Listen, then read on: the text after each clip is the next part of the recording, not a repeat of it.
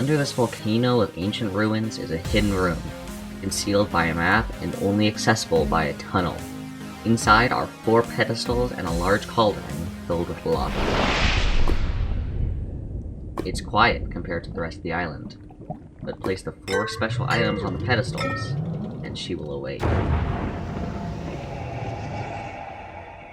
The ground begins to shake beneath your talons. A loud crash of old debris rumbles behind you, and before you can react, the entrance you came from is now blocked. The cauldron in the center begins to bubble fiercely. A low rumble, almost like a growl, emanates from the lava.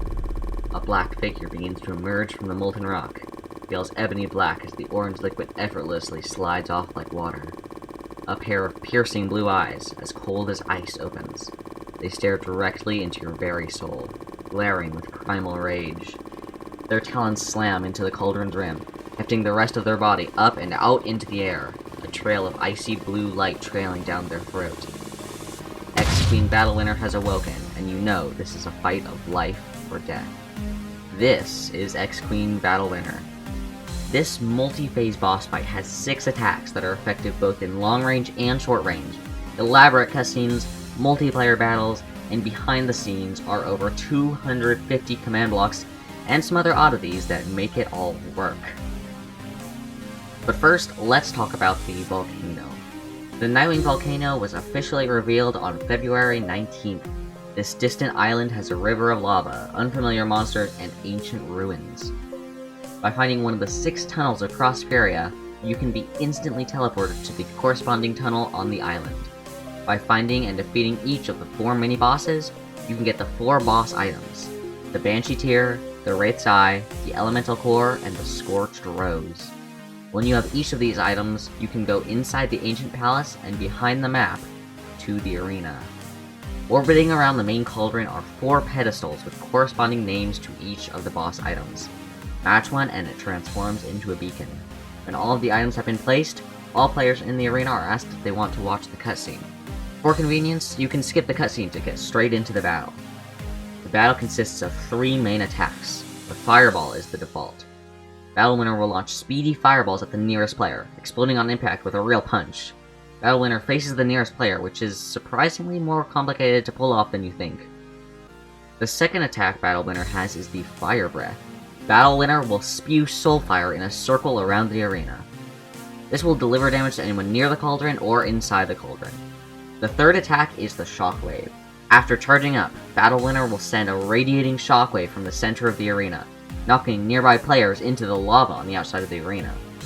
When Battlewinner's health is low enough, she has a 4th attack, Lingering Fireballs. These fireballs are similar to the default ones, but leave a Soulfire cloud behind upon impact. These 4 attacks aren't the only thing to watch out for. At certain points during the battle, end crystals will spawn in these alcoves. 1 at first, then 2, then 3 when Battlewinner is at incredibly low health. Upon defeating Battlewinner, all players are granted a Battlewinner token. These tokens can then be used to purchase special gear and items at a shop in the library. To create this complex experience, there are 298 command blocks making everything work. This area was previously only shown to high-level insiders. You can buy insider perks in the Kinkajou shop to get sneak peeks on upcoming projects. These command blocks check for the correct items on the pedestals and set the block to a beacon when that's correct. When all 4 pedestals have become beacons, this group of command blocks sends a message to all the players inside the arena to start or skip the cutscene, and this repeater train starts a 3-second countdown. If no one selects anything, the cutscene starts automatically. This is just a long sequence of command blocks and repeaters sending messages and playing sounds. When the cutscene ends, or if it was skipped, Ex-Queen Battlewinner spawns and all of these lamps blow up for dramatic effect.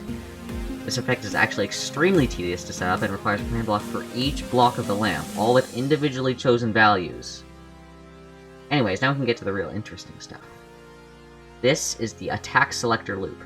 This precisely measured timer is responsible for choosing the attack that Battlewinner will use next. The dispenser holds items that represent each of the 4 attacks, allowing them to be random.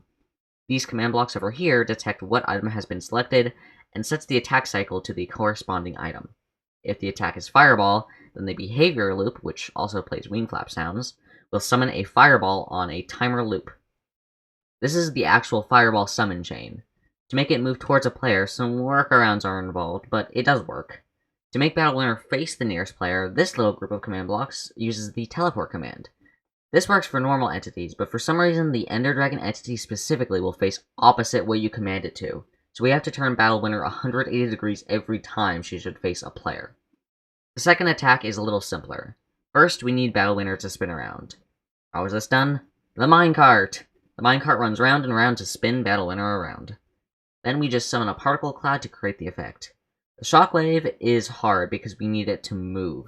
Using pre-programmed locations for every tick would be ludicrous, so instead, these 8 armor stands move outward with the explosions on their heads before going back to their pedestals, watching for sneaky players trying to phase through the floor, out of bounds, into the command block area, and take the spinning minecart in the center to stop Battle Winner's spinning just to spite me.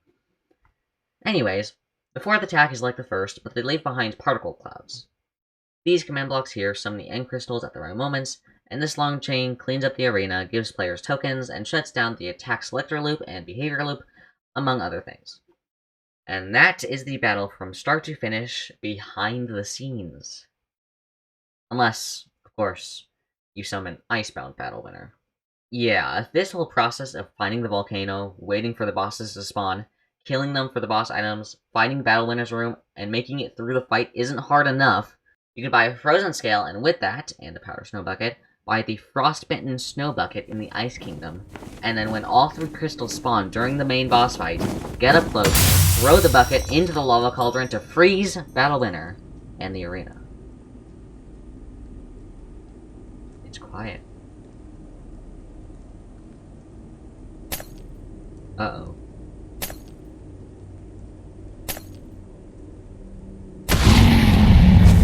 Upon breaking free, Icebound Battle Winner completely regenerates with 50% additional health and 1 additional attack. The Frostbite attack is similar to Fire Breath, but it affects the outside of the arena and is far more devastating. This attack not only applies more damage, but also inflicts temporary slowness, so don't get too comfortable on the outside of the arena. All this runs on a second attack selector loop, with this chain right here creating the Frostbite attack. Over here, we have the command blocks to play the shortcut scene, and that's it. That is the entirety of the boss fight. This whole project was a lot of work, and I could not have done it alone. Everyone else who helped out with the Volcano Island and the boss fight was incredibly helpful. If you want to play this for yourself or check out anything else I featured here, check the link in the description to join the server. That's it for now, but I'll see you next time. I'm working on stuff, I swear.